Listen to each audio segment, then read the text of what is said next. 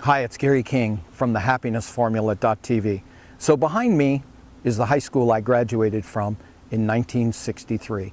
Now granted, it doesn't look anything like it did in 63. Over the last 2 years, it's been totally redesigned and rebuilt. And to me, my opinion is it looks more like a prison of sorts than it does a school, surrounded by a big black fence and giant gates and security cameras all over the place. And if you pass by during the week, it's most likely you'll see a police cruiser, 2 or 3 in the parking lot. You know, when I was here, violence was not an issue, bullying was not an issue, and drugs were a non-issue. It's not accidental that these things are all issues now. At the cause level, you see, bullying is an effect, it's not a cause. Bullying happens based on low self-worth. And here's what's really interesting. The headlines from last week. 36,000 third graders in the state of Florida are facing retention. What does that mean? They're facing failing. They will not move on to the 4th grade based on primarily lack of reading skills. Well, administrators, academics, have you ever stopped to think that low self-worth is the cause in a lot of cases? Low self-worth. In other words, low self-confidence. When you feel you're worth less than your classmates, or worth less than your peers, or just plain worth less and you lack self-confidence, you're going to have a real challenge learning. But guess what? We don't teach self-worth in the schools in the United States.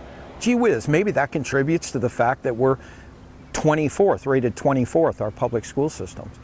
You know, I learned a lot of valuable things in the school behind me back in '63. And my perception is, to look back at it, I wasted a lot of time here. I was taught a lot of things that, if I were to have been taught self-worth, would have served me at a much higher level. So it's time for the administrators and the academics to wake up. Seriously, what's the problem here? This is not brain surgery to figure out that we need to teach life skills in this country. We cannot leave life skills up to chance or make it optional, which is exactly what's happened.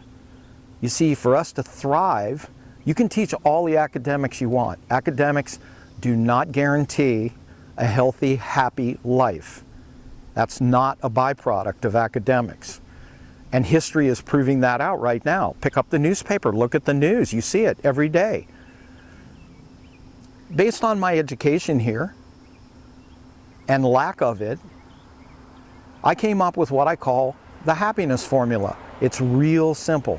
I learned a lot of formulas in this school, most of which had no practical application in my life whatsoever. None. But you see, this formula has a practical application in everything that you do. It's a simple formula. Any teacher can teach it. It goes like this. F2, forgiveness, 2 parts. You have to forgive yourself and other people, and don't wait a long time to do that. HT2, you have to be honest with yourself and truthful with other people, no exceptions. And SW, self-worth. Every life situation in some way is associated to self-worth. Every life situation. Nothing is outside of that. If the 6 pillars of self-esteem by Nathaniel Branden was mandatory reading in public schools, everything would change. Everything would change. And you see, this formula equals HF to the power of 10, happiness and fulfillment to the power of 10, because it compounds on itself. It's time. It's way past time. If you're familiar, if you personally know people on a school board, pass this video on. It's time for this country to get a grip on the fact that teaching life skills should be a mandatory situation in the public schools and not left up to chance.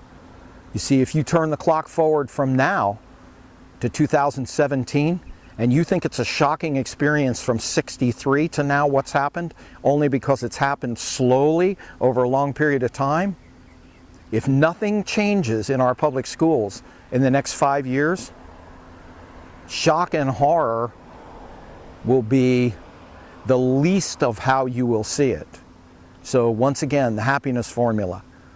It needs to be taught in the schools. Pass this video on.